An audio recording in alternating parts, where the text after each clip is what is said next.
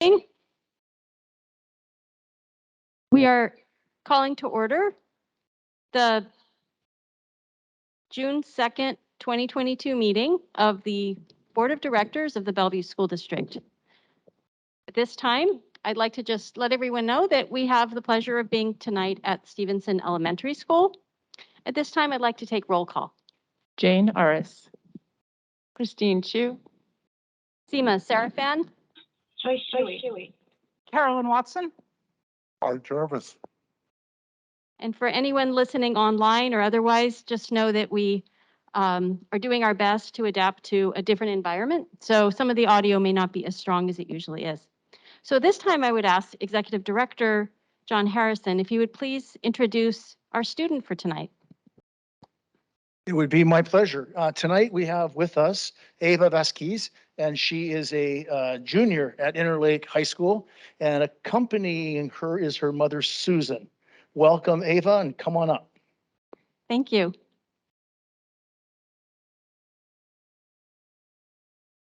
Hello, Ava. I understand you're going to lead us in the Pledge of Allegiance, followed by the land acknowledgement.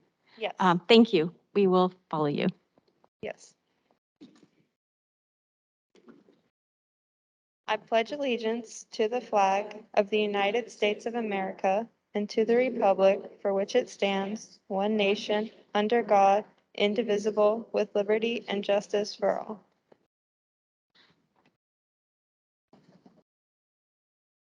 We acknowledge that we are on the indigenous land of the Coast Salish peoples who have reserved treaty rights to this land, specifically the Duwamish and Squamish tribes. We thank these caretakers of this land, who have lived and continue to live here since a time immemorial. We reflect on the historic context that brings us to reside on this land and accept the responsibility to interrupt erasure. We commit to an ongoing partnership with the Squamish tribes as we listen to, learn from, and lead with their guidance.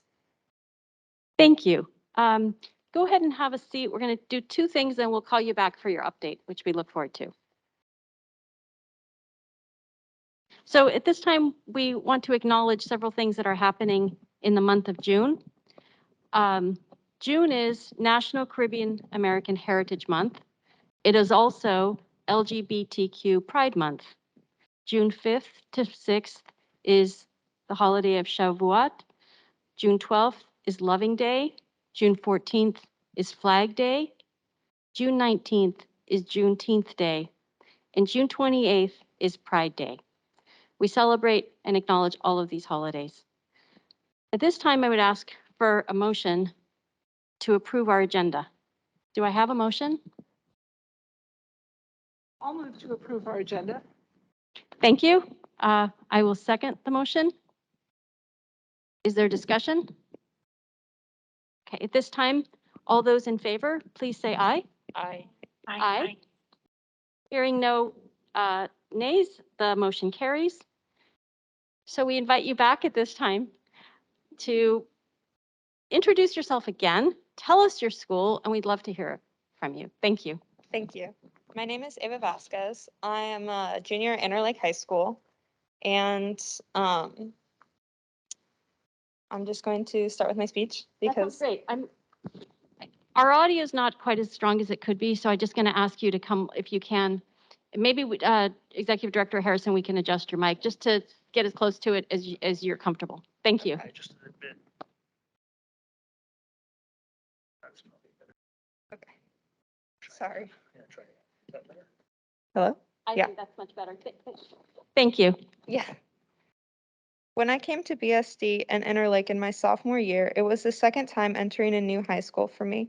I had left a boarding school in California due to COVID, and honestly, coming back to Washington was the last thing I wanted to do. But from my first day, even virtually at Interlake, it was already worlds different from where I had come from and what I was expecting.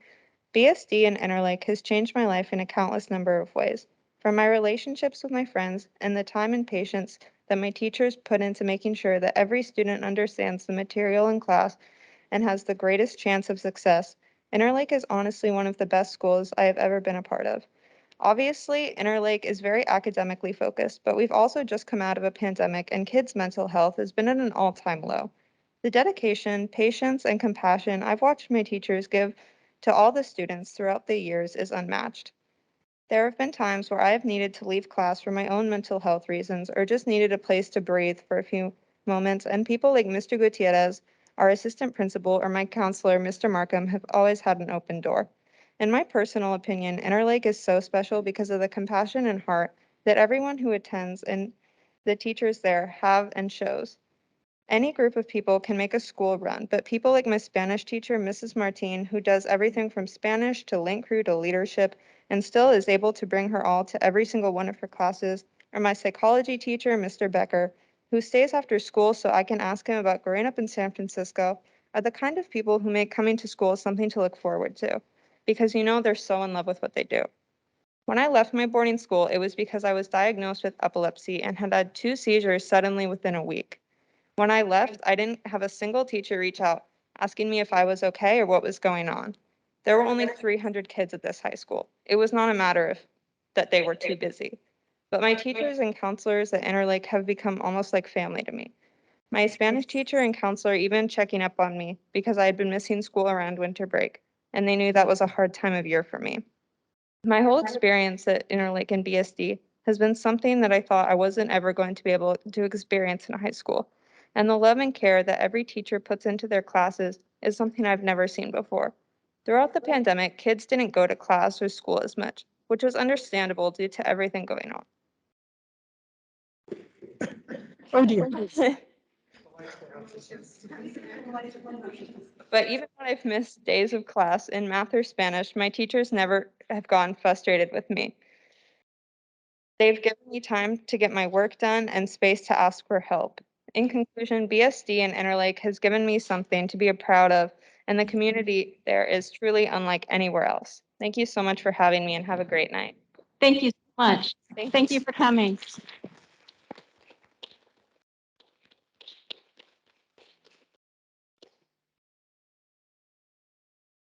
Thank you again. And just so you know, to both of you, thank you for coming. You are welcome to stay for the entire meeting. We also don't want you to feel trapped. So you can stay or leave as it works best for you. But thank you for taking the time. Okay, thank you for taking the time.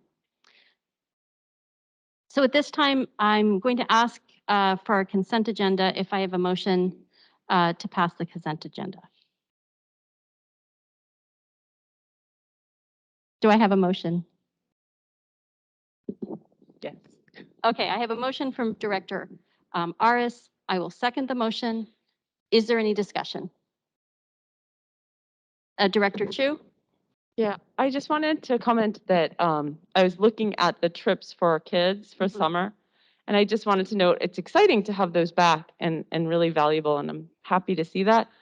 I'm also sad to see that one of our high schools, one of our comprehensive high schools, doesn't have a single trip on the summer list. And I don't know if that just means they submitted some things earlier or whatever, but it's in keeping with the pattern that we see. And I'm hoping that we're doing things to work on that, because when we see like one of our high schools taking a small team of kids to Hawaii for bonding and a tournament, and another high school has no travel opportunities for kids, it's just a reminder of the disparities that we have in opportunities in our district. And it's important that we stay tuned into them so that we can make the differences that we want to. We don't want to keep anyone from having awesome opportunities, but we do want to make sure that all of our kids have access to those. So I just wanted to call that out. Is there any other discussion? Thank you and noted. And I think this could be an opportunity to carry on the conversation another time. But I too was struck by some of the charges there. So at this time, I will go ahead and take a vote. All those in favor of passing the consent agenda? Aye. Aye. Hearing no opposed, the motion carries. And we now come to our superintendent update. Thank you, Madam President, members of the board. I'm going to try to keep my comments brief tonight, knowing the length of the meeting. I want to celebrate a number of things as we approach the end of the year, but yesterday I had a chance to be at Newport High School as our U.S. representative, Adam Smith, came to work with a group that you saw last 2 weeks ago with the Rocketry Club. So it was nice to see that group again, just acknowledged by our U.S. Congressman, as well as the press. Tomorrow morning, there will be an article in the press about the teams and their success that you heard about. And it's fun to see them feated. I also had a chance to attend the PTSA awards evening and see our president honored, as well as Mr. Harrison and a number of other people. But in particular, I would note that that group, excuse me, and our vice president was also there to honor some young people and their scholarships. And I think my comment as a superintendent is just that you could not sit there and listen to these young people without just being extraordinarily proud that they are who they are and they present themselves so beautifully. I had that sense that if I could just take that bunch and do anything, whether it was to travel or start a business or cure the ills of the world, they were ready. And I commend the staff that has really gotten them to that point. It is end of the year in the schools with 19 days to go. So as you well know, you've seen the graduation schedule and the busy schedule that's ahead for them. I think my main comment would be to invite the board to be in the schools almost any day, any week. And if you don't have a schedule that's convenient, we'll try to get one to you, because there are so many activities, so the move up activities, the celebrations, the closure. I can share with you that without any surprise that there is a lot of joy in having made through this year. And as the year comes to a close, that a lot of thanks to you for enabling the schooling in this year in the Bellevue and on behalf of the young people.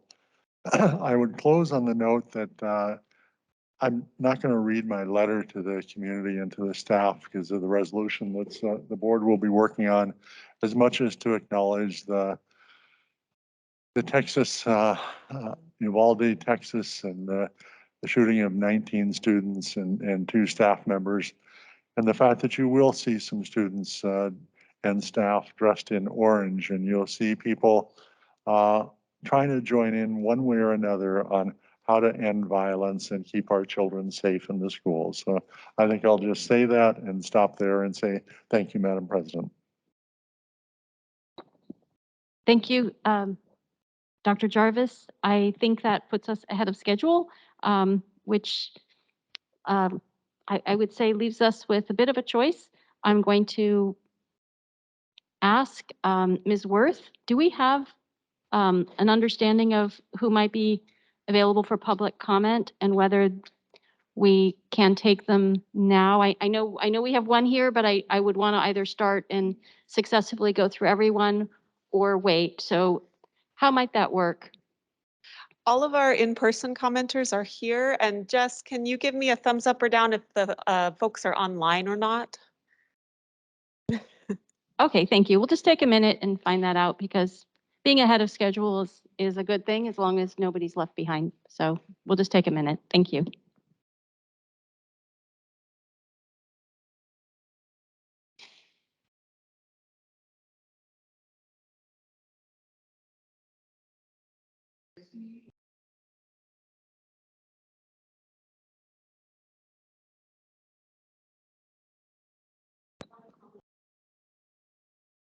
Okay, well, I think we probably can get started with the understanding that when that person is available, we will take them at 5, and if we need to, we'll wait and take them when they join us. Would that work? Yes, thank you. Okay. We have Carol Schmidt up first. Okay, before we start, Ms. Schmidt, I think you know our rules, but we're going to go ahead and read them for the benefit of all who are here. I believe our process now allows you to take a look at our expectations and our rules around public comment, but it's worth just giving you a high level. They're projected here for you to read on your own. You also accepted them at the time of signing up for public comment, but just at a high level, we first want to thank you, each of you, for taking the time to join us, to give us public comment, because we know it takes time out of your day and we appreciate it. So we appreciate your thoughtful input. Because of our limitations on our calendar and to ensure that we are equal to everyone, we limit each person's comments to 2 minutes. And we'll do our best to keep track of that on screen. We remind you at the outset that even though you speak tonight, you're always able to email us by email at bsd@405. What am I saying? board@bsd405.org. A few things to know, these are captured in the guidelines, is that you do need to be mindful that we do want you to be able to be candid and honest, but our limitations are around being libelous or slanderous, invading the privacy of someone else, any comments that are obscene or indecent, and that would violate the Federal Communications Act or any rules of the Federal Communications Commission, but notably that don't comply with our school district policies and procedures, particularly those around harassment, intimidation, bullying, or discrimination, or that violate any of our overall conducts of decency and civil behavior. So I won't read every possible way that you could violate these rules, but I do ask you simply to be respectful. So with that, Ms. Schmidt, I invite you up as the first public commenter. Thank you. I think I can do this. The young lady was taller than I was. Good afternoon. I'm Carol Schmidt, a 34-year veteran of the classroom, and I currently teach world history at Bellevue High. I am here to request that the Bellevue School District keep the World History Graduation Code until all stakeholders, community teachers, and school board have input. I've previously emailed you with a set of appendices. A month ago, a colleague discovered her daughter was registered for AP Psychology instead of World History at Sammamish. The 1.0 credit of the sophomore year was turned into an elective. World history was no longer a graduation requirement, just a recommendation. No high school social studies department was informed of this change. When my department head and I asked the curriculum leads about this, we got an interesting response. It was their opinion that since the state does not require world history, neither should the BSD. This is a puzzling response. Considering that the creation of the original requirement code would have been made decades ago by the BSD and the curriculum department. Yes, it's true, the state doesn't require the credit. However, go into the weeds on the OSBI site and you will see that the state allows and encourages districts to require world history. As far as I can tell, the BSD has required world history for more than 40 years. World history is also a part of the OSPI learning standards for the 9th and 10th grade. In an age of a war with the Ukraine, the Bellevue would be the only district in our neighborhood to not require world history. We also don't have appropriate replacement courses. A few weeks ago, you were given the results of the panorama survey of the staff. Staff gave low marks for lack of transparency and teacher input. Here's a chance to rectify that situation. I ask that we pause the decision to make world history an elective. I know this could cause some problems for 9th and 10th graders who are not currently registered for next year, but now is the time to make that change, not in September. Many elite private and state colleges do require world history. Do we really want to put ourselves in a position of student not being ready for that application when they're seniors? Do we want to be the district that requires the minimum? Please ask that all stakeholders be a part of this decision and put a pause. Thank you. I have Leo Onada up next.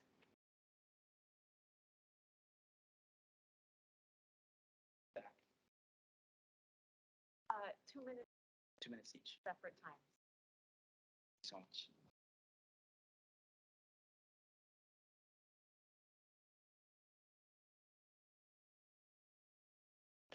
Hi, my name is Leo Ohata. I'm sure some of you know me from the Superintendent Advisory Council this last year. I'm here as a part of the Sammamish High School robotics program we have. We have 107 members on our program across 3 different teams, and 2 of those teams qualified for the World Championship this year, which is really exciting. Thank you.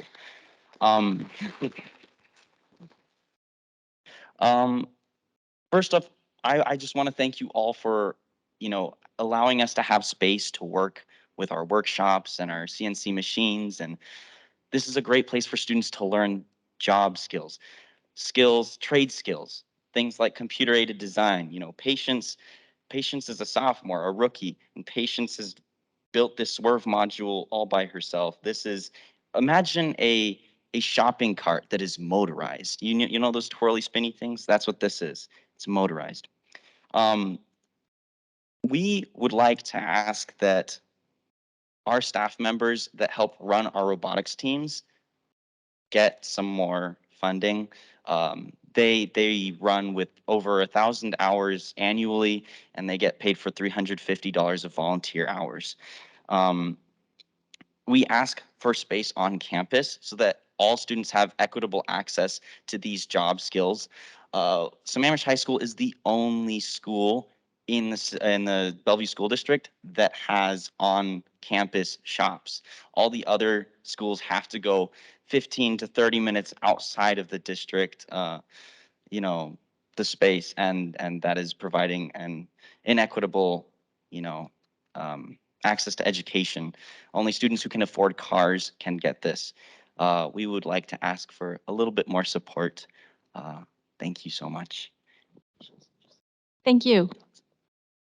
Patience Irwin, you're next. Hi.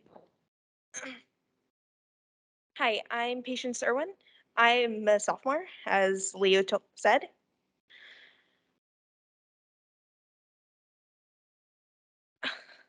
Sorry, I'm really new to public speaking. Don't worry, you're all good. Like Leo was saying, that only kids with cars can get to these shops outside the district. It is very hard for people. Like, I know if we were out of the district, I wouldn't be able to do this. We have learned, sorry, we learned tons of skills. Like for like sports, they have a lower chance to be pro than us. Like 90% of robotics kids can become pro. We learn leadership skills, 21st century trading skills that can be used in jobs. Like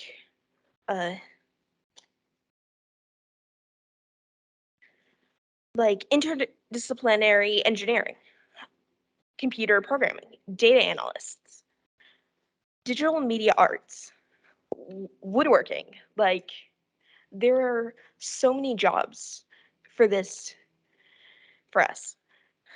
It helps kids become creators of the future world. It is quite important that we have a good shop so we can be able to do this. Don't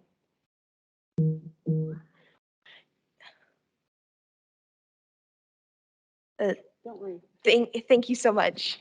Don't worry, you're good. If you had any final thought you wanted to share, go ahead and do it. No, I don't. Okay, well, that was great. Thank you very much. Thank you so much for your guys' time. Thank you to our in-person commenters. We now have Joel Ingraham, who is online with us, and he will show up on this TV over here. Joel, we are allowing you to unmute yourself and turn your camera on, and you will have to press those buttons to do that yourself.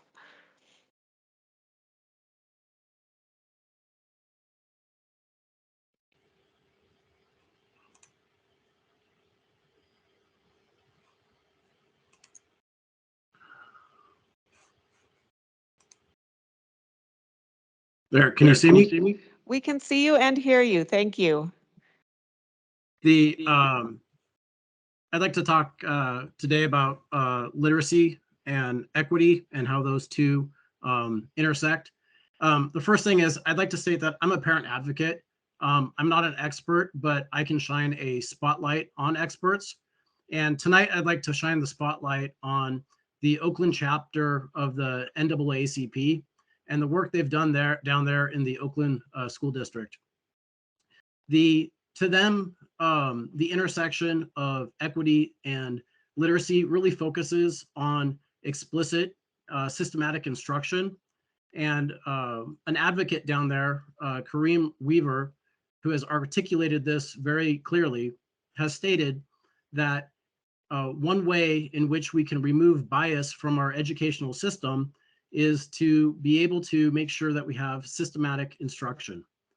Because when it's systematic, we are able to remove the bias and we're able to make sure that we don't leave anyone behind.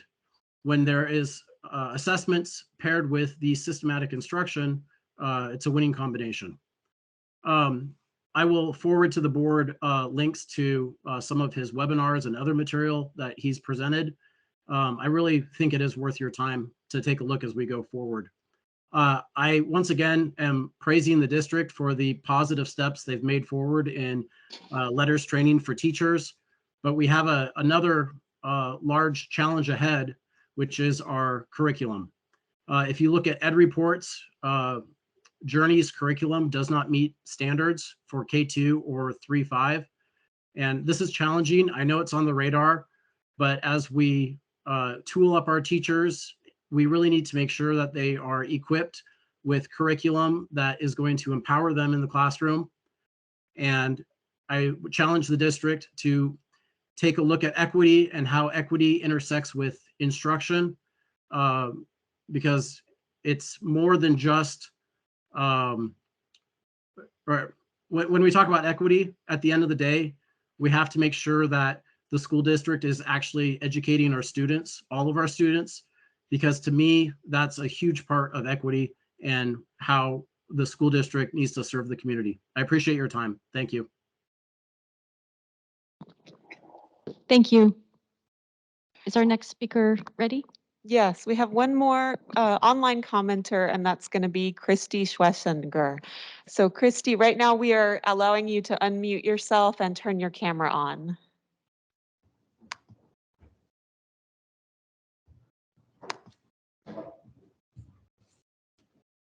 Can you hear me? We can see you and hear you. Thank you.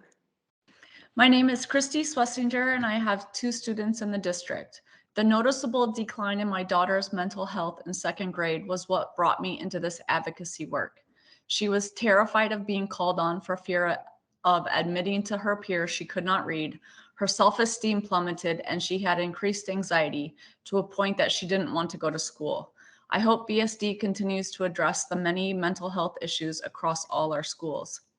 Dyslexic students and those with learning disabilities often foresee a life of continuing failure, which is why we really need to put additional resources to support these kids' growth and success before they hit the 3rd grade wall.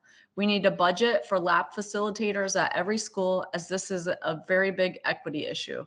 How do we talk about neurodiversity in our classrooms?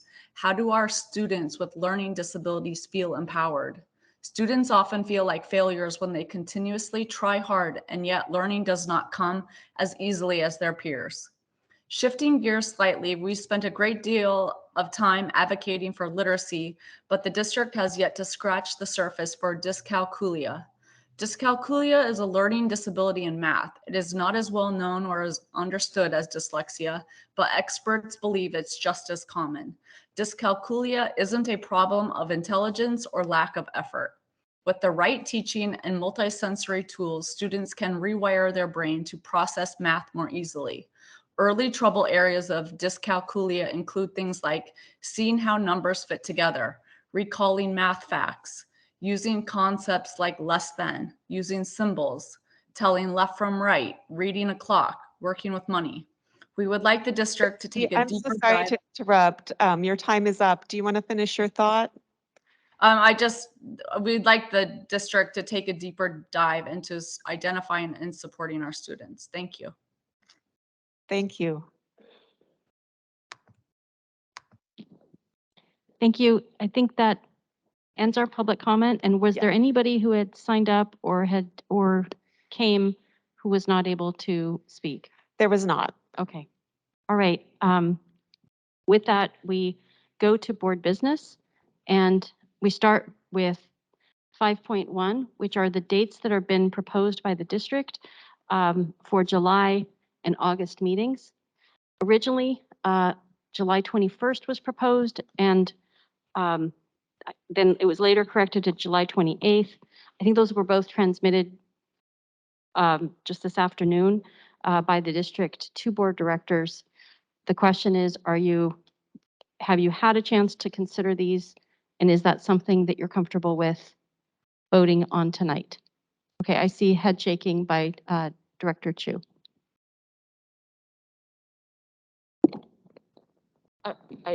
We just got these and we should have had them in May and I think we had so much going on that just didn't make that. And I think getting them and then trying to vote on them the same day we got them doesn't give people a chance to reconcile their own calendars and figure out what their conflicts are. So I would appreciate doing this, finalizing this at the next, I don't think Okay. we have a meeting that we could We vote have a on this meeting. until Yeah, Thursday, right? we have another regular board meeting 1 week from now. Yeah. So unless the superintendent or has an issue, I would say we can carry this over until June 9th. Is there any board director who knows right now that there's any of these days that are a no? Is there anything you'd like to give for feedback right now? Otherwise, we can carry them to the 9th. But if you know, for example, as you look at these, you know that one of them is definitely a no, it would be helpful to know. 25th may be a bit of a challenge for me. Sorry. August 25th may be a bit of a challenge for me. A challenge August 25th. Okay, that's helpful to know. I might be on the road on the 25th, but I could probably call in. Okay. But the thing I would like to just suggest is that it's probably time for the board to submit to Hannah our summer availability so that maybe all of that is sort of collected. So it might be wise to do that in the next couple days so that then we have something to like go Yeah. off of and see. Sure. I think we can certainly have our board coordinator do something through Doodle or some other, format. I think if we can just work through her and then get proposed dates, and I would just ask our board coordinator, Hannah, would it be possible if we get input between, we'll say tomorrow and Monday? If you think you can take that, process it, and propose back to board directors what seems to work, then I think we would also have to cross-reference that with the district. But I'm wondering, as an outlier, if all of these were shifted up by 1 week or so, if that might help. I mean, I don't know. But we do need about 2 weeks between meetings, so that might be one way to avoid the 25th by moving it up, but then you'd have to move the one before, et cetera. So happy to see what works. Okay, so our plan will be that we'll carry what is item 5.1 over to June 9th, and we will, through our board coordinator, seek input tomorrow from board directors on what dates of availability they have for the summer so that we can get maybe by Monday the 6th, a proposal back that can be considered between Monday and Thursday. Okay, so item 5.2. This is here for board action. This was a report that had been sent by Executive Director Harrison, not discussed, but questions flagged for the superintendent on in our pre-report meeting. I think the questions were more in the form of comments, but I don't know if any board director would like to discuss this, but that the request is for passing the instructional materials regarding Spanish. So I'll start by asking, is there a motion?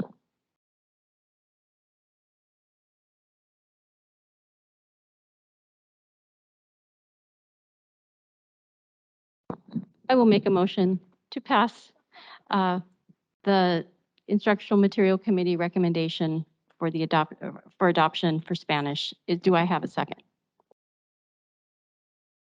Seconded. Okay, I have a second from Director Shuey. Is there discussion? I looked at the report and compared it with what was sent at the end of last week by Executive Director Harrison, and I don't believe I saw any changes, so I don't think there's anything net new in this, but I may have missed something if there was a delta between the two. But is there any discussion on this? Okay, hearing none, all those in favor, please say aye. Aye. Aye. Okay, hearing no opposition, the motion passes. I missed the discussion because there was comments on it. Oh. It's just that, I'm voting yes because I'm trusting the Instructional Materials Committee, but I really don't feel very well versed on this particular issue. So I'm trusting the committee, and I have asked that in the future when we're doing instructional materials that the board just has a little more, bring us with you, not that we want to like be the deciders or know anything, but I know we just have a yes, no vote, and we just like to know kind of more what's going on as it's going on, I think. Okay, thank you. Um, Superintendent, you've noted that comment, and I know that you heard it on Monday as well. So at this time, moving to item 5.3, I look to Director Joyce Shuey. I believe we may have something proposed by Director Shuey. Am I correct? That is correct. It was posted in board docs. It is a, may I go ahead and start talking to it? Yes, please. Yes. Excellent. Hello. Actually, you would need to move to have the resolution adopted. Somebody would second that, and then discussion can be had. Okay, so there is a resolution posted at board docs that I believe that all of you got a copy of, as well as having it posted publicly. And I would move at this time to for us to consider resolution number 2022-02 about National Gun Violence Awareness Day. You have a second from Director Chu. Is there any discussion or comment on this? I think Director Aris. Yes, I'd like to make an amendment. Okay. I have forwarded an email with my amendment suggestion to the resolution. Can you all open the document? I can read it to you, but for your own. I've suggested that we add in a whereas towards the bottom, whereas this Washington State legislators passed a ban on high capacity magazines this year. And an amendment to now therefore be it resolved, the Board of Directors of the Bellevue School District supports federal and state legislation that will prohibit the sale and manufacture for individual personal use of. Something. I can't hear you and I can't see it. You sent it to me, but it says access denied, and I can't hear what you're saying, so I don't know what we're doing. Okay. Do you want me to say it louder? Does that help?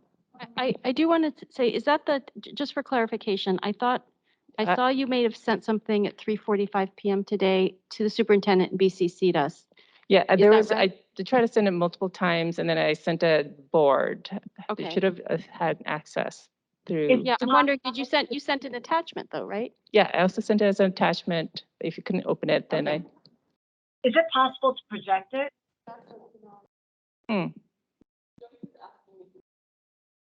Sorry, I can't hear the room. Okay. Why don't we just take a minute, because so that we can have a chance. I'm getting the same error message. So why don't we see if we can get some, we'll see if we can get some help, get it projected, and then you'll be able to talk through the amendment and you'll be able to see it, and then we'll go from there. And then while that is happening, Shannon, can I ask, is it then a motion to amend that we consider first? I believe, yeah, I believe. I see Director Chu nodding, but I don't see. Yeah, Shannon's frozen. So I think. I'm here. Okay, so I think there may be a procedural question. So we are looking for the Yes, amendment. somebody needs to The proposed second amendment. the proposed amendment, and then there can be discussion on the proposed amendment.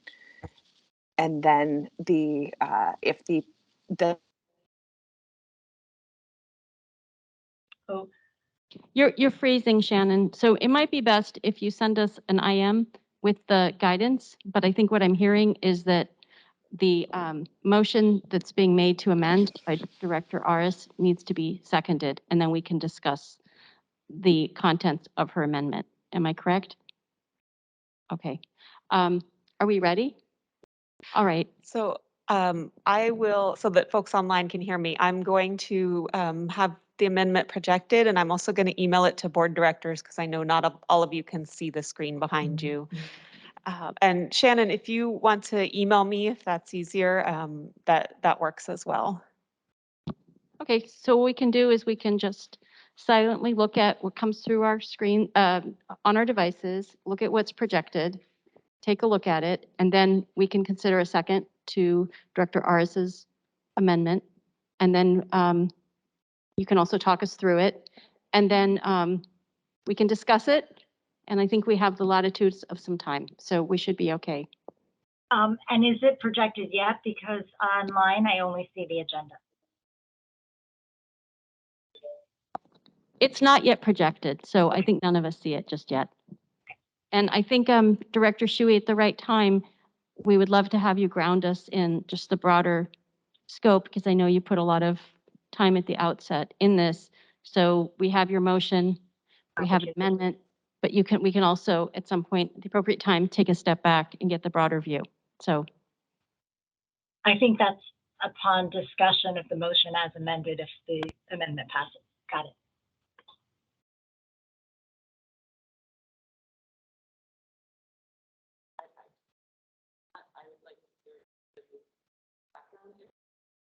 The motion hasn't actually made yet, she can do it now and then. Where is the speaker? I'm having trouble hearing like I've never had before. I can hear you and I can hear her. I don't know what's okay. going on. Why don't we just recess the meeting for just 5 minutes and figure out some logistical things, okay? I have to hit this. We're going to recess for 5 minutes. Well, she can't hear, so I think we need to figure that out. So I think it's just this room and this. We're going to recess for a second. Yeah. Why don't we make sure you're using that? Is there a way to get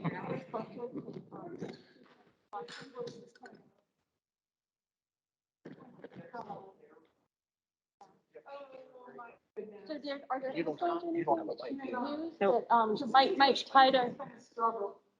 Carolyn, does this help? Can you hear this? Carolyn, can you hear this? Okay, so we only had one mic, so we've been sort of leaving it between us, but if we both have one, maybe we can talk so you can hear us.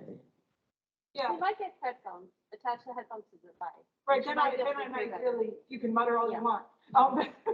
Director Chu, I'm not Director Watson, but I can tell you that when you picked up the microphone, you were audible, and you had not been audible when you were commenting before. So if you could pick it up, I think it does help tremendously. Thanks, Shannon, I hear you.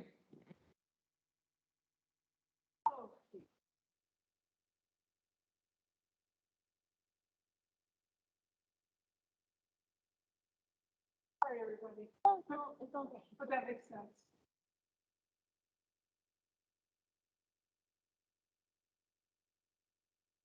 If you want to go along, I'll just shift. No, I think it's a good idea. Yeah.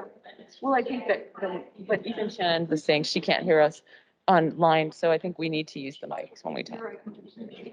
So she's got it projected. I'm not sure where Carolyn is, but I Like, hold can it. mine is.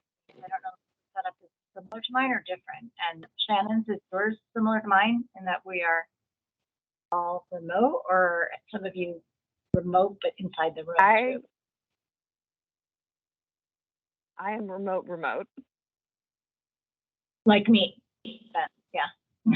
Well, not exactly like me, but not close to the room where everybody is. You are not in another country. That is correct.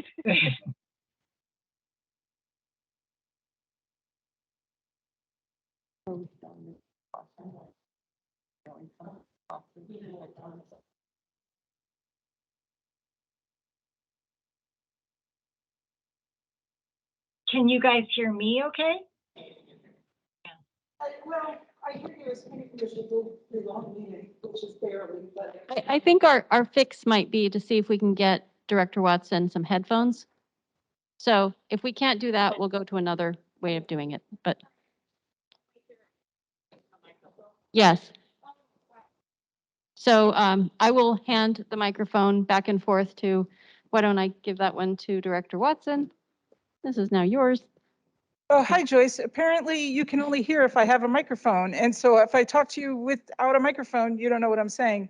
And I was saying, I hear you, but only vaguely as it has been through the whole meeting. So they're trying to get me a headphone because apparently the microphone projects to that way and I need more. So he's bringing me something. So I'm sorry for this interruption.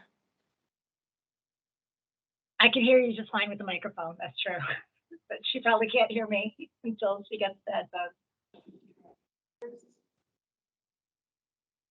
Oh, that will give Carolyn her own mic. Yeah, we're Like that. now. Good. So we're gonna leave the microphone. Okay, on, So we because still I- have to talk through this. Yeah, I know. It's on. Hey, we can peel that. But Oh, wow. can you hear okay? There we go. Can you say something so Carolyn can see if that works for the online stuff? I see. I hear you perfect. Sure, can you hear me okay? Oh, yes. It's a miracle. There we go. Okay, we are resuming our meeting. And at this time, I believe we have an amendment to the motion. Director Aris? Yeah. Can I just make a suggestion that like, I think I know, you made it. Go ahead, but go ahead, please. if I made it, go for it. I just want to let Joyce ground us Yeah, I before we understand. amend something. We had a motion, it was seconded. We had a chance for discussion, and then we started going down the path of the amendment. But why don't we pause a second and allow Director Shuey just to describe the motion, learn a bit about it, and then we will shift to the amendment. All right, Director Shuey, please go ahead. Okay, great. Thank you. So as folks will recall, a couple of weeks ago, I brought this up as the National Gun Violence Awareness Day, which is June 3rd. Tomorrow is Director coming up. Shuey, could I ask you to talk just a little louder, just because we are all operating with some deficits in this room? Okay. Thank you. I will try. Is that any better? I think so. Okay, now I have it. I will do my best to talk through myself. A couple weeks ago, I raised the issue of National Gun Violence Awareness Day and wanted to bring a motion for a resolution. That included and staged it for discussion and for tonight, the recognition that every day, more than 110 Americans die by gun violence. And on average, there's like 16,000 each. We as Americans are 26 times more likely to die by gun homicide than people in other high-income countries. And in Washington State, our state, we have 810 gun deaths every year. The risk of gun violence is going to increase with increased gun sales, increased calls to hotlines for suicide and domestic violence, and increased gun violence generally. There was in 2013, as you may recall, a especially poignant and tragic incident of Hadia Pendleton, who was tragically shot at age 15. She, after that, her friends came together, and because her favorite color was orange, brought about a Where Are They in tribute to her and to other victims of gun violence. And we were urged for the community to consider signing on to the National Gun Violence Awareness Day, encouraging our community members to wear orange in memory and in action against gun violence. And so I have brought this motion, which describes a number of limits, including some of the items I've just gone through in terms of the sobering and terrible. And the request I have is that we resolve that our school board declares tomorrow, Friday, June 3rd, to be National Gun Violence Awareness Day, and encourage all the schools to support all of our efforts to prevent the tragic effects of gun violence. Thank you, Director Shuey. I will just let you know that on my side, you're breaking up a fair amount. It's not clear to me if it is your side or ours. You may want to experiment at some point with turning your camera off to see if that improves, but I know I heard some breakup, so I had some challenge, but I got the spirit of what you were saying, so I appreciated it, but I wanted to let you know that. Yeah, thank you. Okay, so Director Aris. Do I need to restate? I understand you have Yes. an amendment. So in light of in fact, yesterday there was another gun shooting in, I believe, in Kansas, and which I feel that we needed to add a little more to this resolution. And so my suggestion was to add a statement on the whereas as well as an addition to the therefore. And the whereas is Washington State legislators passed a ban on high capacity magazines this year. Now, therefore, be it resolved, the Board of Directors of Bellevue School District supports federal and state legislation that would prohibit the sale and manufactures for individual persons' use of semi-automatic firearms and federal legislation that would prohibit the sale of manufacturers of ammunition magazines defined as large capacity. As such terms were used in and banned under the Federal Assault Weapons Ban of 1994, which was in place in the United States between 1994 and 2004, and consistent with Washington State Senate's Bill 5078-2021-22. Second. Thank you. So the motion made by Director Aras to amend has been seconded. Is there any discussion? And I'll turn to Director Shuey to ask, do you have any comments or reactions in light of the amended motion? I will say that I'm sorry, I'm getting this awful echo. Can you hear me okay? With the video off? You may want to try your video off and see if we can improve it. I think we just have so many challenges tonight logistically. It probably would help us. The video is off. Are you still seeing me? Yeah. We say your frozen image. It is a Oh. nice one, but it's frozen. I would appreciate it if you would take it down and turn it into my JS initials. But in the meantime, I will say that I absolutely support and appreciate the amendment and will vote in favor of it. We know that semi-automatic firearms can very sadly, tragically, and unacceptably can kill 30 people in 30 seconds. And I am strongly in favor of prohibiting it. And thank you for the amendment and post-amendment, Dr. Ars. Thank you. Director Chu. I have a quick comment. I just want to acknowledge that I really appreciate this resolution overall, the time it was put into it, and the thoughtful resolution. In the past, this board, particularly with some leadership from Director Serafan, and we worked through the legislative process, has also introduced words like this into the WASDA platform and worked hard to promote safety in schools through not only in our own schools, but statewide. And I think it is important that we continue to be a voice for that safety across our district and across our state and our nation, because kids have a right to come to school and get an education and be safe and go home every day. So I thank everyone for the work you did on this, and I think we got to keep up the good fight. Sort of, this shouldn't be a fight. Keep up the good advocacy. Thank you. I agree. Thank you, Director Chu. Are there any other comments? Director Watson, did you have anything you wanted to share? Yeah, I think, oh, wow, I'm getting a weird reverberation. I was hearing myself in my ears. I think Christine answered some of it, because my question was going to be to Shannon, and then also you're reminding me of the WASDA position, you know, how this fits with what school boards do and what we have done in the past. You're assuring me that if I remember when we passed that, so if it makes sense as something a school board can do, then I will do it. I'll be happy to do it. Yeah, I think my sense in Director Chu is probably closest to sort of the hub of the legislative action is this is our statement for our community and our support for this, but we know there's so much more that needs to be done. And so I think we will, as Director Chu acknowledged, we as a board collectively have all tried in our respective ways to make this known as an issue that we want to support students on and our community on. And we know there's a lot more to do. And so I think, I know we'll be getting an update a little later, a short one from Director Chu, but I think all of us should probably continue to to think on what we can do. So, okay, so I'm And the going director to. wants them to,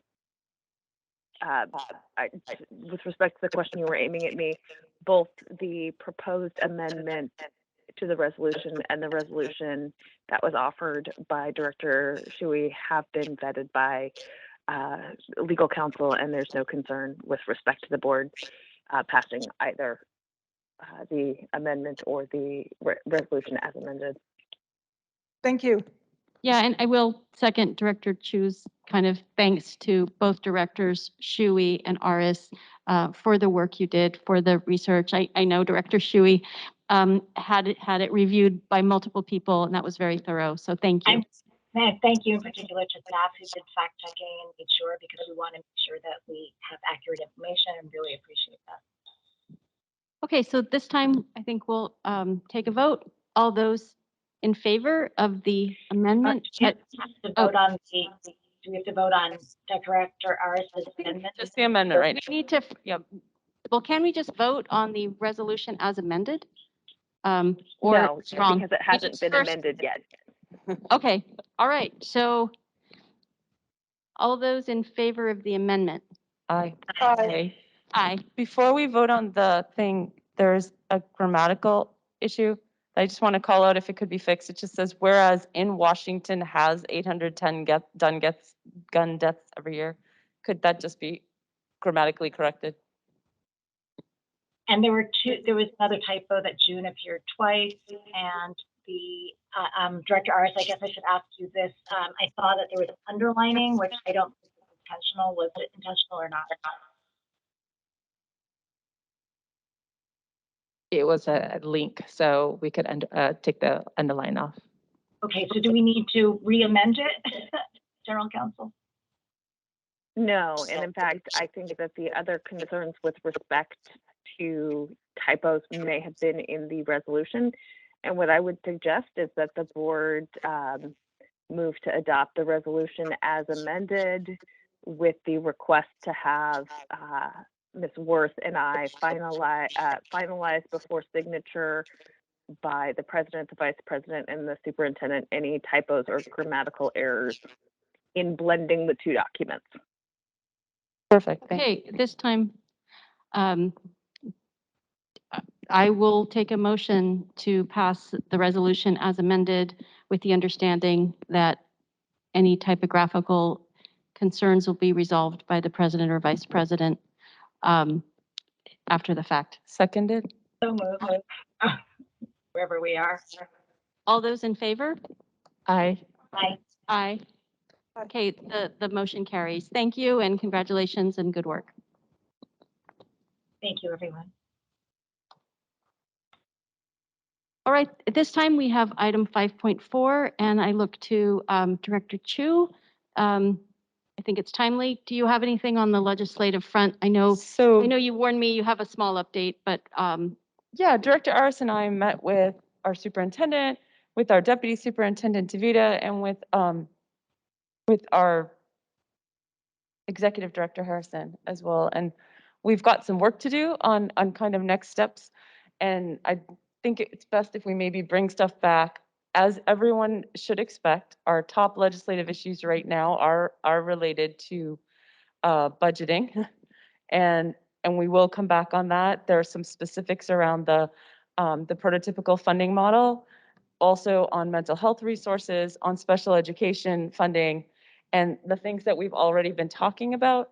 But there are some specifics that we may go deeper into, and we may try to take some action in partnership with our legislators this summer to try to build up some appropriate legislation that can be proposed by the time next year rolls around.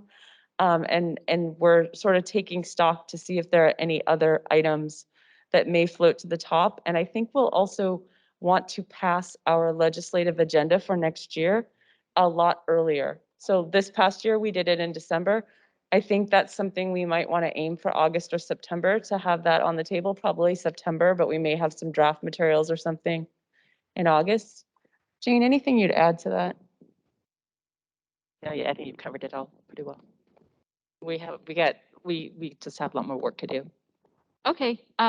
So on my side, I'll take an action to tentatively calendar something as a board update that might be coming either in the second meeting in August, possibly the first meeting in September, for a legislative agenda. I would like to just ask, is there anything that any board directors can do to support the work you're doing? And I ask that because I know, as I spoke to Director Shuey about this proposal, I gave her context about what we had done as a board in the past. And I recall Director Chu and I, had met with different people. I remember one in a coffee shop, hearing this we did a lot of meetings with people on this topic, and yet it feels like Groundhog Day. But she indicated that she'd like to help any way she could. So I thought this is a good time to just sort of put out there. So I You could think put us there to are a work. few things that we can sort of lay the groundwork for. One is at the, you're talking state level or federal or both?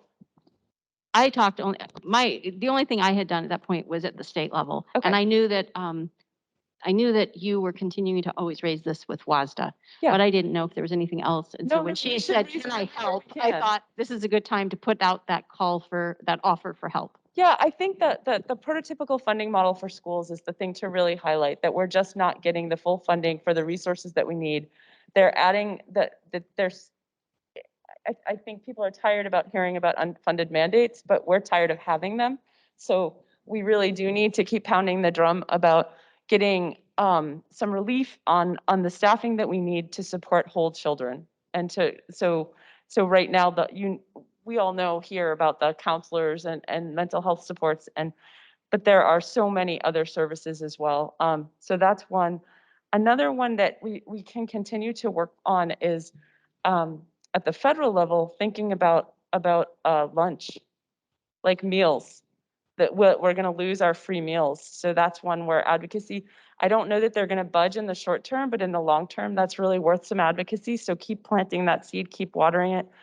And then internet desert, we think of Bellevue as so completely taken care of, but the cost of plans that actually are truly enough of a ubiquity to folks to really be able to connect and have multiple connections going on in the same household and to use them the way we expect students to be able to use them, that's not present for all of across our district. So anything and everything that helps improve true access to plans and funding for that.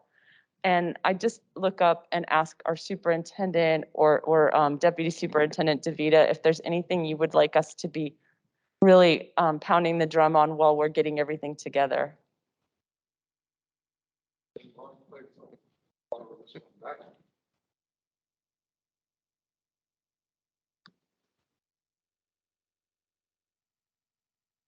I was busy going to retrieve a microphone. Thank you for asking. Just a real quick mental set would be, with the loss of ESSER funds over the next year or two, with the declining enrollment and with inflation, we are going to need help from the legislature, and not just to watch us sink fast or slow. So the finance is front and center. We will certainly do everything we can to keep that level and controlled, but we do need assistance. Thank you.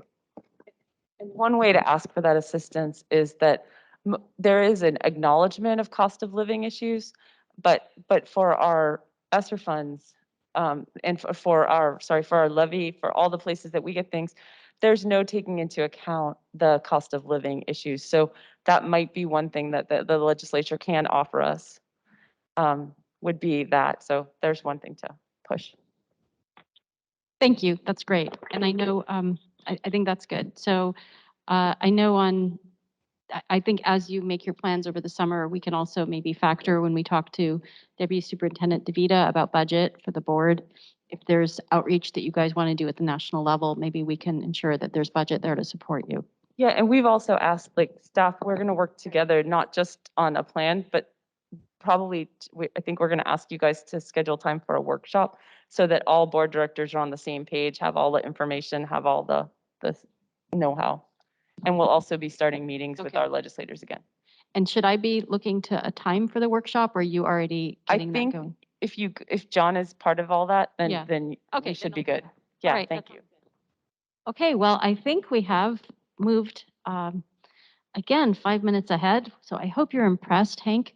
At this time, oh, I'm wondering if I can ask a question. No, I can't be on the speaker, anyway, about the thing about the internet access for the students.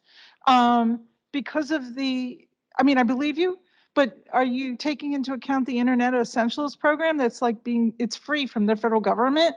And well, personally, I use it with my dad who's in low income housing, and I stream video and I use Alexa over there. And so, and it's got a website, and I found out about it from this school district. Yeah, we do have resources. They're not like completely void. That we are though hearing in some cases that the resources that are available are insufficient for the volumes that are in like multi people households, like when there's a lot of people streaming at the same time or doing stuff. So there are some issues, but making sure that everyone has access to those and knows about those, that is probably one of the biggest first steps. So you're right, there are programs, but we also want to make sure there's continued funding for that support, because that really should be They give you a little note that says, we don't know, the funding can run out for this anytime when the federal funds run out. So there's that. Yeah, so we want to keep advocating for those kind of programs and to keep enhancing them as well.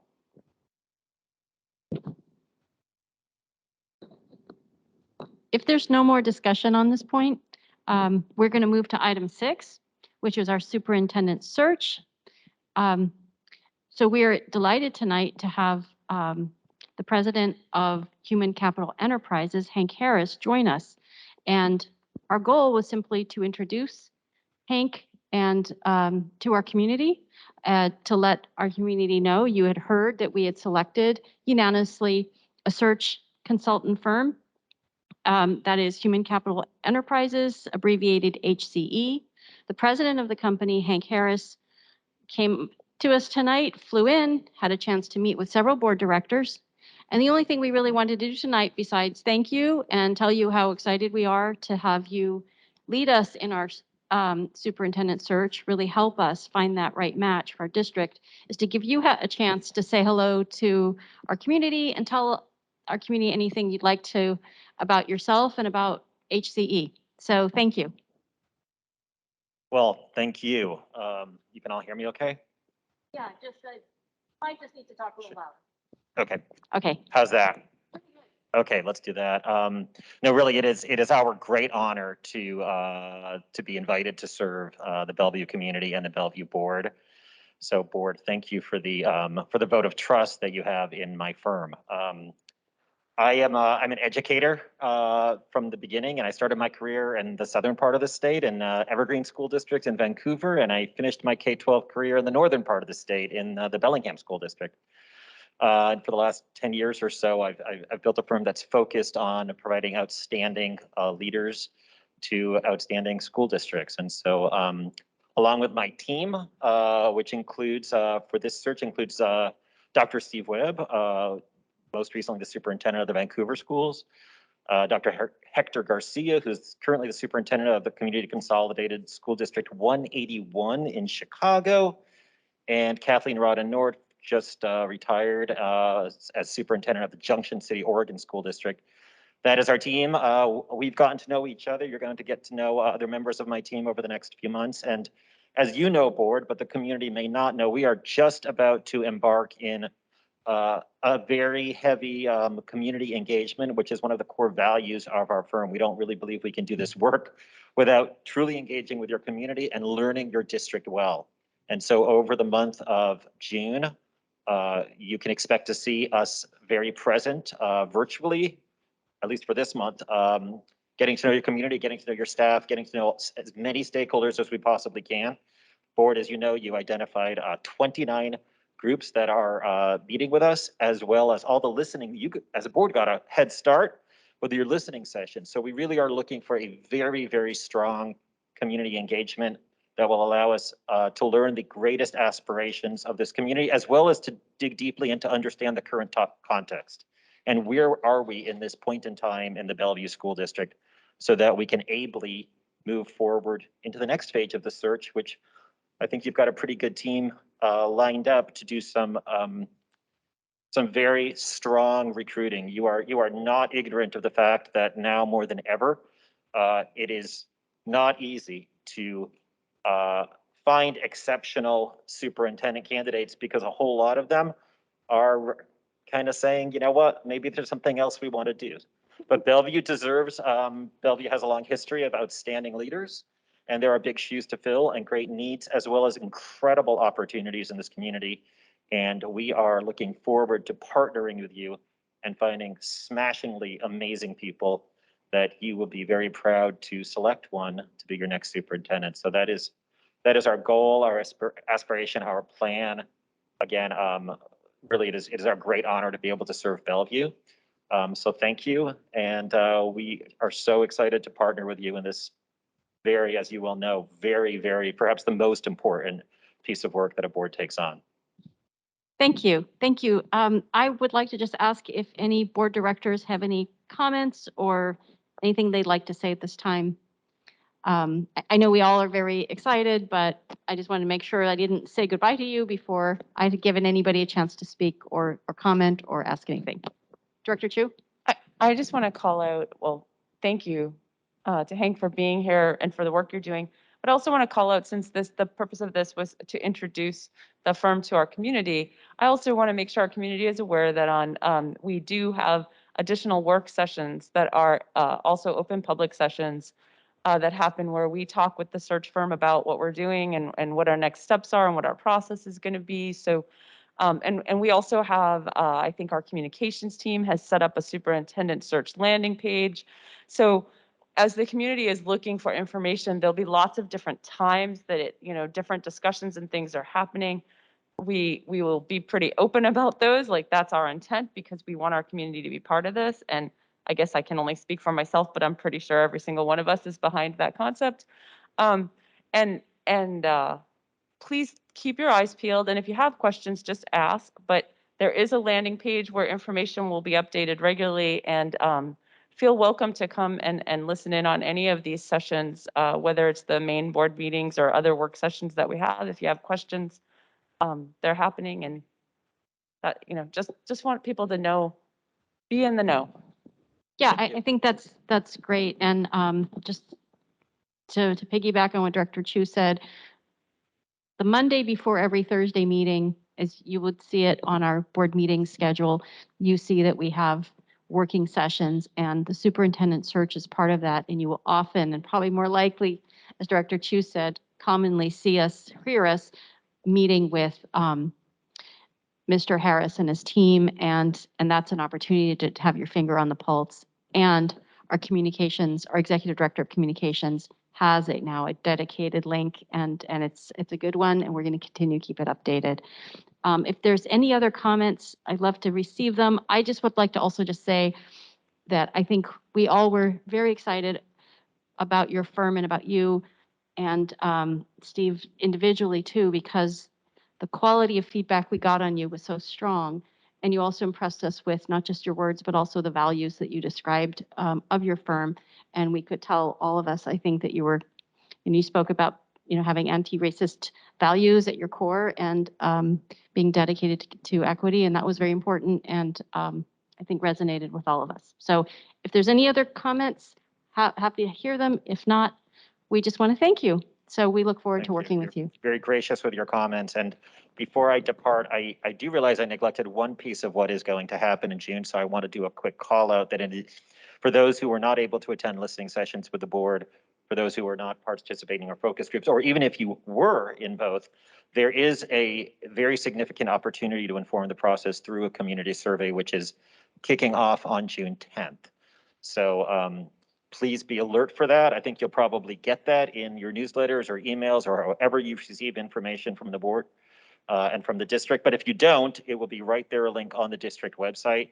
And it's heavy on text, meaning that you're going to write comments, and our team is going to read every single comment that comes in. I just want you to know that. So we're looking forward to reading lots and lots of feedback from stakeholders across the district in order to be able to do our job well. I think Director Chu might have a question. Director Shuey? Yes. I am echoing the phone. So, hopefully I can get through this. Can you hear me once, twice, or three times? I think it's a little bit garbled and I'm not sure how to fix it, but I can only just tell you it sounds a little garbled, but go ahead and take a crack at it. Okay. I was just going to say thank you for mentioning the survey, and we're really excited about that and wanted to amplify that. I wanted to ask you if we've got a target percentage that we'd like to hear from the community so that we can show that we can reach it and beyond exceed expectations. Thank you, Director Shuey. I'm not sure I think I heard what you said, Director Shuey, but I'm not certain I did. Let me make a suggestion. If you want to send a message, I'm happy to read it. How many? Is that what Director Shuey was asking? Yes. I'm sorry. I can't hear you that well either. I'm so sorry. Yeah, I think I'll just read what she sends. And Okay. I think if there's, you talked about the fact that we're going to have a survey, you said June 10th. I do want to just ask, and I hope I don't put you on the spot this way. Director Chu called out that we have our superintendent search site. If a given member of the community feels like somehow they didn't get to somehow plug themselves into one of the opportunities, but wants to share something or feedback, do you foresee a way to enable that to happen? I think what we have typically done is we leave the survey open even beyond the date. So there is a cutoff date, which is toward the end of June, and forgive me for not knowing exactly what date.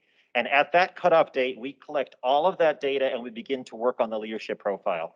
But we continue to leave the survey up in case folks want to continue to give us the information. I can't promise that the late information will be worked into the overall leadership profile in the same way because we are on a path, but we still read them. So that would be the best way to do that. And that's great. That's very helpful to hear. And I will read you Director Shuey's question. So this is in the vein of we want to get an A+. Is there a target response rate percentage-wise so we can meet and exceed expectations with an exclamation point? So that is such a great question. So I don't have a percentage because percentage is hard to quantify because there's so many stakeholders, including stakeholders who don't have children in the schools, right? But I do keep a running tally of raw numbers. And I want you to be A+ best district ever. So when I come back and see you again, I will tell you for district the size of value what my top number ever was, and I will expect you to beat that. Okay, well, you've thrown down the gauntlet. Okay, so I have an idea from working on the levy campaign. There was a private citizens group. And so from them, if we can get their list of all the Facebook groups in Bellevue that includes senior citizens and everyone else, I don't know. I'm just thinking maybe we could work down that list. But no cheating. They have to be somehow part of the Bellevue community, right? Okay, well, the lights are off, but not to say goodbye to you, just to thank you. And we're excited all, I think, to work with you. So thank you again. Thank you so much. Thank you. Thank you. Appreciate it. I'm going to get my mic to the superintendent. Yes. Thank you, board. Okay. Seema, just so everyone knows, these lights just turn off every half hour. Oh, we're not walking around? Yeah. I'll give it to director discussion. Okay, we turn now to director discussion, and I'm going to suggest maybe we go in reverse alpha order. We have a good hefty 40 minutes, so I'd love for us to take advantage of it, and maybe we just go director by director, whatever's on your mind. Short of calling for a vote, I think we can talk about just about anything, so please go ahead. I have echoes in my ears. I have a fun one to start out. So yesterday I taped 2 graduation speeches, and I am hoping that I should remember to ask those principals to, I don't know if it's appropriate, to tell why I'm not there, because I feel bad that I'm not there, that I'm immunosuppressed, so that's why I taped that. Okay, because I want to go big crowd. But so I taped them, and the communications crew is just They were so wonderful in terms of like doing the video and greeting me and making sure I was in the right spot. And they had a backdrop and, you know, so it was just fantastic working with them. But then Jane had a question, and it comes up every year, like, what do we say as a new board member at graduation? So I just emailed you a whole bunch of the collected speeches I have, and there's more, right? Because some of you have some. And I thought we could have a shared drive and put them there. So that's part of the project that Joyce have been working on, the shared drive, but I haven't quite gotten there yet because I think we haven't quite settled on the file structure, although it's almost just make a folder and put graduation speeches.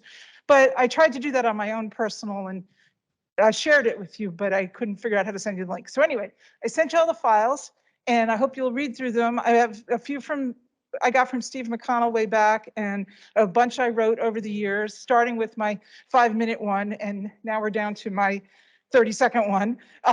But because the thing is, it turns out they really are tired and don't want to hear all these speeches. It's better for the kids to give speeches than it is for the grown-up that they don't really know. But anyway, so all my ideas on that, and I thought we could have you know, a shared area to share all our graduation speech ideas. That's it for now. I can give you this to hold because I think Superintendent Jarvis doesn't need it. I'm going to ask Director Shuey, are you okay? So you were frozen, but you're back. Do you have would you like to speak as the next person in our director discussion? You are muted. Well, maybe you're not muted. Maybe it's just your headphones aren't working.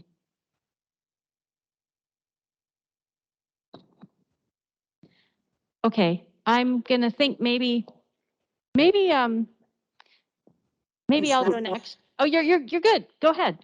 Okay, super awesome. I actually was just going to ask, as I'm working out technical problems, if maybe somebody else could go first, but I don't have an echo anymore.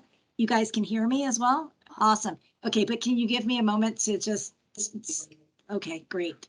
Let me just, if you could ask somebody else to go first. Sure. That would Why don't I go next? So, and Director Watson didn't speak for that long. So if you decide we want to kind of come back, we can. So I had a couple things I thought of. First, I thought last night was really positive community engagement session. And I just wanted to thank Directors Aris and Chu for putting it together, for all the district staff who were there. It was just really strong. And I thought the level of engagement, the comments, the Director Shuey and I supported a discussion together, and just the level of thoughtfulness, not surprised, but it was just a really good discussion. And I thought it went remarkably well. And so I just would say great props to our directors, to our district, and our community. So that was really good. I also would say that I found the speaker tonight, the student speaker, I thought that was really inspiring. It was just nice to hear. We know as board directors, we usually hear the negative, and so it was just kind of nice to hear something positive. It's good to hear all of it, but I will say it was very nice, and I was particularly happy. I think I'd mentioned to Director Aris that we had a student who spoke the last meeting about being inspired from the arts, from a teacher at Sammamish, but she didn't ever name the teacher. And I was thinking I wish she had, and I was really happy that the student tonight did name those teachers. I thought that was great. And finally, I just wanted to say in the props category, I just wanted to thank both Hannah and Jesse because they're just running around all the time and doing a really good job. And we can feel, I think, as a board, how nice it is to have a board coordinator. And so thank you. And Jesse, you're doing a great job. So it's just been really great. I do have a question for the superintendent that I don't expect you're going to answer tonight, but I do want to ask you, maybe you can just nod in acknowledgement if you would be prepared to have a point of view to give us an update at the next meeting on the world history question that was raised in public comment tonight. I was struck by that, and I certainly can share my point of view. When I was a student in the district, clearly measurable in decades, but when I was here, I was struck by, I would say, the limited worldview that we were offering in the district, and I think I was happy to hear and to know that it changed over time. the notion that our students would graduate without a world history requirement is concerning. So I would love to understand that better. With that, I think that's all I had. Is there anybody who'd like to speak next? Director Shuey, are you ready? Or are you tangled up? Or are you good? I think I'm okay. Can you hear me okay? Yes. Still, excellent. Yes. Okay, thank you. Oh, right. So I'm going to try to talk quickly because I have a lot of things I wanted to cover and discuss, or at least observe. And then I want to also reserve some time for any reaction. I don't have them in any particular order, but I will say that one of the things that I also wanted to reiterate and amplify is I was struck by the comment by Ms. Schmidt about the world history, and I also feel like it's really important in the world, in the context of where we are as a country, and especially in our community where the world is really has come to us. And it's important that all of our students are learning about the whole world. Okay, and then I also wanted to bring attention back to the teacher survey results. That last time I had technical problems and lost half or at least a number of minutes, and so I wasn't able to participate in the way that I would have liked to. One point that I noticed in looking at the report was that it was only about 38, 39, maybe 40% of teachers felt that they that we as a district care about them. And I think that that is low, and I know that there were items on that report on how we can address that, but I want to just put a spotlight on let's do what we can, because our teachers are, of course, core to our students' education, and I want to make sure that we can lift our teachers up and have them feel, even in the worst of circumstances, that they are supported and cared for, and that the district that we care about and for them. And then I wanted to mention a couple of things that people brought to me over the last couple of weeks that I thought these discussions are a good way that I can sort of help anonymize things so that people feel a little safer in providing feedback, but that we should all know. One of them are little things that can happen. One child was asked during a class as all the kids were, what they wanted to be when they grew up. And the child said something like, "Oh, I want to be an engineer." And the teacher said, "Oh, that's boring." And I think that that's the sort of thing that you may happen to say in a moment of not fully thinking through the consequences, that you may think it's a joke, but it can really make a deep impression on a child. And the child went back to the parents and said, "Is that really a boring job? And is that something that I'm not supposed to be doing? Why do other people do it?" And there's a lot that then that cascades from that. And so just a reminder to us all to be really attentive to what we say and how it can impact somebody who then doesn't come back to you and provide the feedback about how it negatively impacted them. We all make mistakes. We may not realize it at the time. We may realize at the time, but that dialogue afterwards is important so that we can recognize and do better. Another item that I wanted to amplify that came through a parent was that there was a discussion of a child in secondary school, a non-white child who says that they were bullied repeatedly. It was brought to the attention of the administration, and things didn't really, for a lot of different reasons, I think it didn't really get addressed. And then after several months, the bully, from what I understand, threw something, or the child who was being bullied perceived something to be thrown at them, and they threw it back at the child, and there was disciplinary action taken.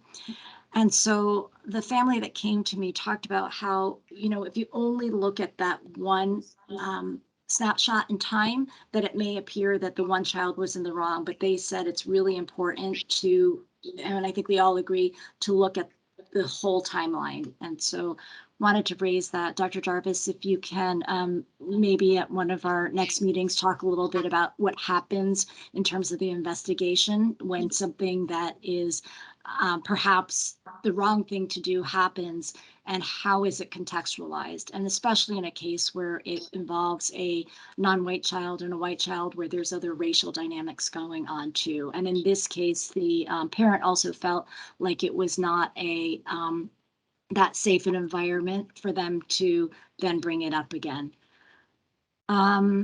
Two last things. Thank you for letting me talk for, hopefully I don't have a timer, so I don't know how close I am to 8 minutes, but this next topic is very weighty, very nuanced, complex, and controversial.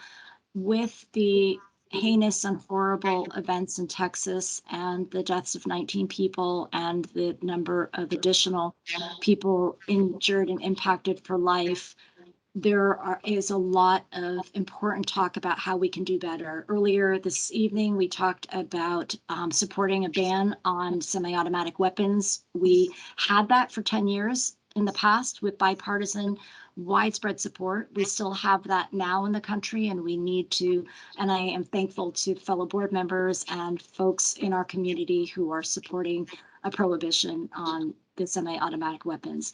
There are a number of other items that are also discussed because we all want to do something, and maybe lots of things, but what we do matters. And the other thing that I've been thinking a lot about since what happened in Uvalde happened is the topic of weaponized law enforcement in our schools, which is also known as SROs, which stands for Student Resource Officers, which I think is a bit of a euphemism or misnomer for some of the kids in our schools. And so what I want to bring attention to is the fact that from my research and when I was running, people asked me my thoughts on it. And what I said at the time was that I have been hearing and reading about how there are concerns in the community. And I have continued to read, continued to talk to people, and I am increasingly concerned and want to make sure that we understand what student resource officers means to SROs or what people with weapons, police officers in our schools, what it means to all of our kids, especially for our BIPOC children.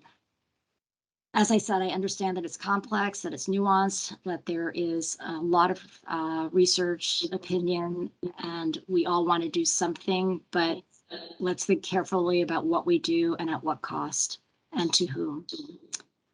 Finally, I'll end on something that is a lighter topic. I have a friend who is part of a school district where they have had mariachi bands become a really important part of their local culture. And I thought that with our strong commitment to music and with our strong commitment to diversity, that might be something, and I will try to reach out to some music teachers in the area to see whether that's something that we can try to have. And maybe I'll be told that we already have that, and I would love to help amplify that. Thank you. Thank you, Director Shuey. Director Chu? Yeah, I've got a set of things, but one thing I do want to mention to Director Shuey's points is that I was listening to a report today that was talking about one of the states in our country that has done its own research and committed to doing its own research on gun safety and on prevention of gun violence and those things, has actually ended up passing legislation and decreasing its risk compared to the rest of the nation in terms of exposure to, or possibility of being a victim of that violence. So I think like when you talk about the finding the solution, whether it's at the school level, the state level, the country level, doing the research and finding the solutions that actually are effective and that get the results we want. Couldn't agree with you more how important that is. So thank you for raising that. I also want to kind of pile on to something that Director Serafan said. I'd like to note that as board, we have two people who have been supporting our board meetings now that are pretty darn new in their roles. And that's Hannah and Jess. And I just want to say, like, not only have they transitioned smoothly into the roles, both of them have added value to the work that they're doing. like Hannah has, I'm going to be very specific too, because I think compliments should be specific and genuine. And I like just the fact that Hannah was putting out signs, can never find where the heck we're going. And then just on top of managing all the technology and all the things, like we are doing so much more technologically than we've ever done. But on top of all that, I needed my machine upgraded, and I've needed my machine upgraded for like a year or more. And he actually made the time in the middle of setting up for board meetings to like bring a machine and get me upgraded and get everything done. And I just think you guys are adding a lot of value. Thank you for your work. Teachers and staff are putting in so much. And I thought last summer was going to be the point where they got to breathe and that everyone would go home or even be working, but at least like without the pressure of the school year on, and getting stuff done and breathe and restore themselves. And I think it's all just been so much. And with the rates going up last summer and everything that we still had to do to manage COVID, I don't think that really happened to the degree that we all hoped that it would. And I think this summer is going to be a very important point for that. So I think it's very important that as we send our team and our community of staff forth for like this sort of change of pace for the summer, that they go into that knowing how much they are appreciated and how much their work is valued, and that we recognize what's being done there. So I hope that there are lots of things that are being done now that it's past Teacher Appreciation Week that goes to letting folks know as they take some restorative breaths that we appreciate them and we want them to honor themselves and find that, because that's going to bleed into what I see next. We need our whole staff's creativity and energy to do things. And I've been thinking a lot about engagement, families, sense of belonging, and communications. And I think sometimes we miss the intersection of those when we're talking about solutions. So I want to think about family engagement and think about, as we go into this discussion about global citizenship and the next things for our students, what is the place of creating community and family engagement in that process? And what I want people to think about maybe a little differently is, you know, we talk about all the communications we do, and people are recognizing in our sessions, they're recognizing that there is an improvement in communications volume and quality, and there's still an ask for more. And I think maybe that doesn't just get solved by 3 more emails and 6 texts and a Facebook post. It gets solved by the creation of a community where there's a network of people who start to understand what's going on and feel like they're a part of it. And so I invite us to think differently about how we as a board can support this and how we might partner with the district in getting a little more creative and a little more assertive about our strategy for family engagement. And here are the things that I want to raise. First, in our last 2 school visits, we had an underwhelming number of parents who were able to participate, and we can analyze that in different ways. But what was striking about it to me was the distance that each of the principals expressed or implied there was between the school and the PTSA, that they were just sort of an org on the side.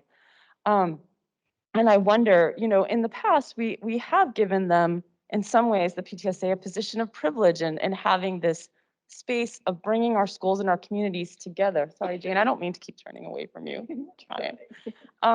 That we give our schools, this organization a place of privilege, but I wonder how we might think differently about giving multiple organizations a place of privilege and sort of grouping them together in how our schools create communities. And maybe it looks different at one school than it does at another, because there may be different active organizations and they may not all be sliced on the same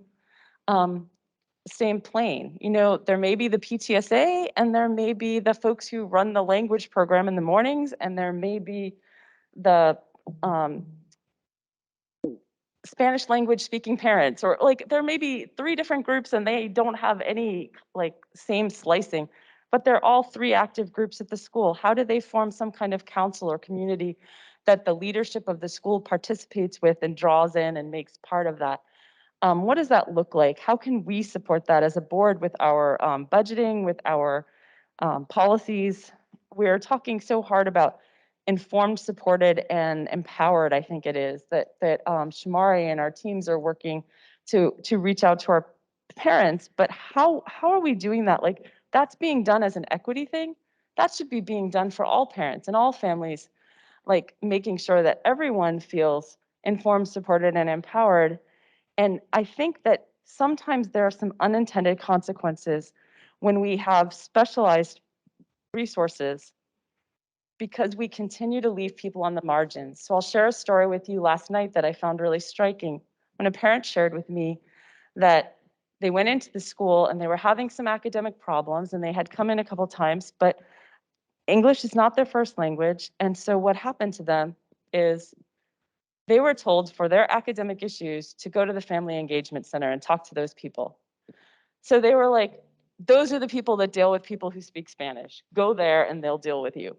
I think the intent was excellent, right? Hey, there's a bunch of people in our school who speak your language. They're in this room. Please, let's connect you. But it was almost go there, that's where you belong, instead of let's bring one of them here and let's connect all of it together. And I think we need to think about like unintended consequences of continuing to perpetuate marginalization when we have programs that are disconnected from the core. And so another issue of that parent trying to fill out the FAFSA, having 3 appointments with a guidance counselor to get that done, and having the guidance counselor forget to tell them they needed to bring documents, and this person's taking time off of work and they can't even come back for the 3rd appointment. And like, there are so many things where the communications, the understanding, it's not there, and we need to connect all of these pieces together. And even things like, I had a group of Spanish-speaking families at the engagement session last night because I happen to have a translator at my table, so I had this whole group, and they talked about how they don't get information they need from the schools. They get it from their community, but they only get pieces of it because they only get what the people they know in their community know about. So again, if we were creating that greater sense of community and bringing people together in different ways that made the school feel like they belonged, just like anyone else belonged, what would be different? And also, like, we're working with Niso Promotores as one of our organizations, for example, to do communications. But when Niso's doing that communications, it feels like it's not us doing it. It feels like it's a different organization in the community, which is that good? Is that bad? I don't know. But the fact that that feels like it's still not bringing them into the larger community, there's an opportunity there for us, I think, to think differently about community. So I don't have an answer. I think the answer lies with all of us in our community, but I do think that we should consider prioritizing community building as part of the way that we solve our communications issues, our engagement issues, and our respect, appreciation, and inclusion issues, because they're all connected in the sense of our community. So I just think it relates to our workshop. I'm sorry it's a little esoteric, but I think there's something there. And so I just wanted to raise it and get everyone sort of maybe thinking just a little bit in that space. What are our opportunities? So that's my big thing for tonight. If anyone has questions or comments, I'm happy to take them. Otherwise, happy to hand off to Jane. And I also would just say there's an invitation here for the superintendent at some point to, like, if you and your staff have something you want to share with us on that, or maybe it's the way you bring some of the reports together in different ways so we start connecting the dots differently. I don't know, but just an invitation for all of us to engage as we're moving forward on this. Thank you. Director Aris? Sure. If I start stuttering, it's more because I'm cold. It's cold in here. I left my house thinking it was going to be warm. Forgot about that. We got AC in the buildings. No, that's not it. It's this in here. I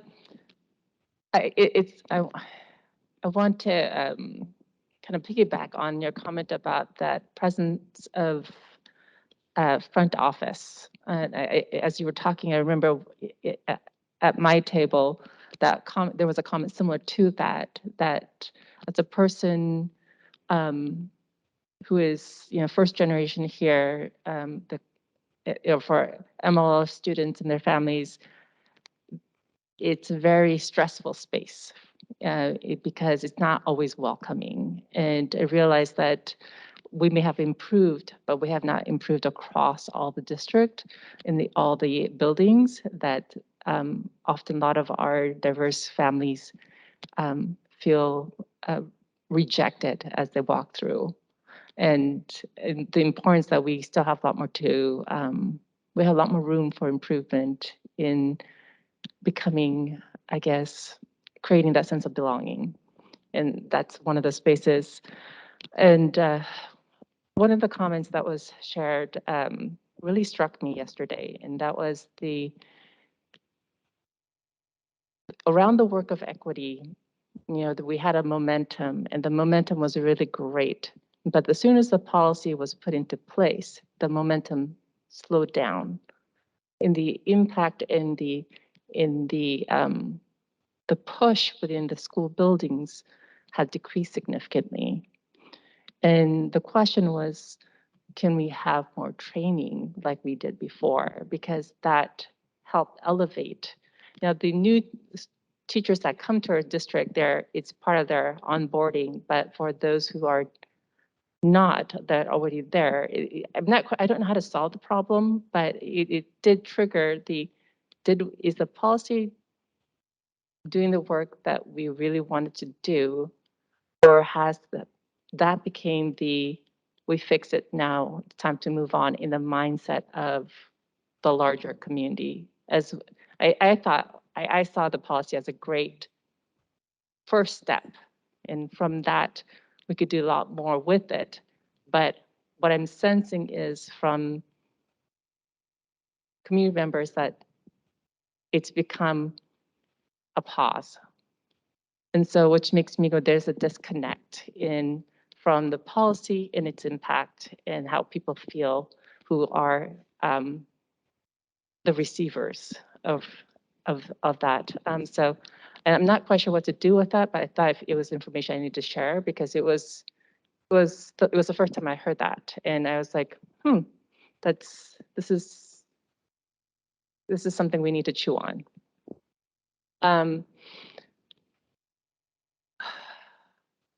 Celebrations. Oh gosh. I'm gonna just say I'm celebrating countdown with all the other teachers for summer and break for all of us, because I hear and feel it's the stresses of our learning community. At the same time, we're celebrating the fact that we've come this far in the year, and I see kids reflecting in what they've learned, what they've achieved, ready to move forward. And I think it's a good thing. But at the same time, I see this sense of uncertainty, which is all the typical things they feel at the end of the school year. And it's great to see that they're feeling this typical thing at the end of the school year, even on this year. And so I actually consider that a celebration. That said, there is one thing I do want to bring up today that was brought to my attention.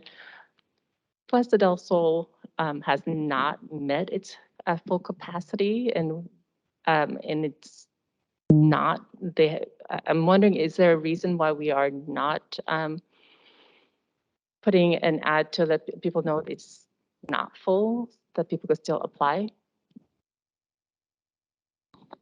Dr. Jarvis, I just wondered if we could put an ad out there.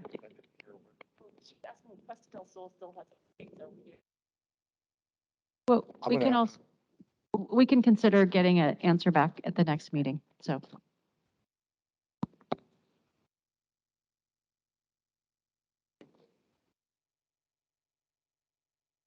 Sorry, Director Aris, did you have anything else? Yeah, actually, there's one more thing. So Rainier Athletes, which is the mentoring organization, they are looking for more mentors. And so if you could put that out there, and I believe juniors and seniors and high school students also can mentor through them.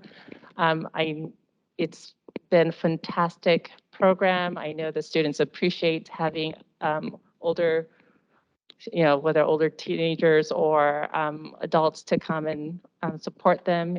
I think it would be great if we could somehow share that information through the district and let the high school students know, as well as our community, that they're welcome to be part of that.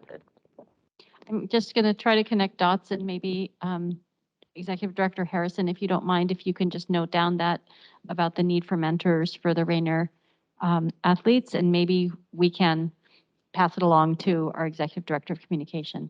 I had one thing that I was going to ask the superintendent, if you would consider thinking about and bringing back either the next meeting or the meeting in July. I just, to build on something Director Schweszenger kind of referenced, which was stress on teachers, but also meaning just that load, knowing that this last year was really hard. And some of the feedback we got from our school visits, I would like to know, how is the superintendent and extended administration thinking about, and it's probably ties to Executive Director Thomas and HR, but how are you thinking about utilizing, I would say, more members of the community who have offered to be not superintendents, but that they probably want to do that too. Sorry, but substitutes or nurses or other things. And I say it with the kind of the frame, and I think I've expressed this in writing as well, but not thinking that the first order is you have a teacher who can't make it one day and you say, okay, I'll take Seema Sarafan sitting home, and she's not a teacher and she doesn't have a certification to teach, but she'll wing it today. No, I know you would go to a appropriate substitute first, and then you might go to your second choice, which might be a principal or an administrator who is a teacher and who can perhaps teach that grade level and actually give them a useful day. But if doing the first two is not possible, then you are at least giving a teacher a break without potentially impacting other teachers. And so my question is not to be answered now, and I'm not asking to put you on the spot, but I'm asking, can you think about and bring us back something that better reflects that we are in a triage mode sometimes? And we've heard that, I think, from teachers and nurses and others. And we keep hearing from community members who say, we'd like to help. So that's my request. If there's anything else, Director Watson, Shuey, Chu, Aris, if not, okay, I see a hand raised, Director Shuey. Thank you so much. I'll just take 30 seconds. I'm echoing again. One item that I would like to keep working on is providing subtitles and translations on our PowerPoint presentations and for the room as we have our board meetings. And thank you so much to Jess and Hannah, who I think have enabled them right now to see if they work. And would love to just have a quick board discussion to see if everybody is in agreement of asking Dr. Jarvis and staff to try to enable these kinds of additional supports during our meetings. Okay, thank you. Thanks. I am going to look at what we have next. I believe we are going to take a break, and then we are going to transition to our study session. And did I miss something? The study session is it? I don't know. Is it right in this room? Okay. All right. So we're going to just, run around the school for 6 minutes and come back. Yep. So, okay. All right. So we are going to be in recess and returning for our study session at 6:35. And that gives us actually 11 minutes of a break. So thank you. Thank you, everyone.